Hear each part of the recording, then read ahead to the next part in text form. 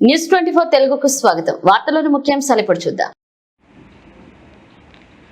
పుంగనూరు నియోజకవర్గంలోని సదం మండలం సదం గ్రామంలో ఆదివారం అర్ధరాత్రి నుంచి ప్రతి సంవత్సరం లాగానే ఈ సంవత్సరం కూడా పూర్వపు పెద్దల ఆచారాలతో అమ్మవారిని తయారు చేసి అమ్మవారిని నగదు పలహారాలతో అలంకరించి అమ్మవారికి పొట్టేళ్లు ఆగారం ఇచ్చి అమ్మవారి పుట్టినీళ్ళ నుంచి పూజా కార్యక్రమాలతో అంగరంగ వైభవంగా అలంకరణతో అమ్మవారికి ఎంతో ఇష్టమైన పంబలి అమ్మవారి సారెలతో మంగళ వాయిద్యాలతో నడి వీధిలో గంగమ్మని నిలపడం జరిగింది.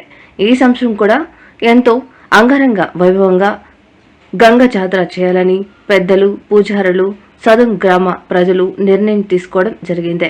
ఈ జాతరలో ఎటువంటి ఇబ్బంది లేకుండా పోలీస్ వారి సహకారంతో అన్ని సక్రమంగా జరిగేలా గ్రామ పెద్దలు చర్యలు తీసుకున్నారు.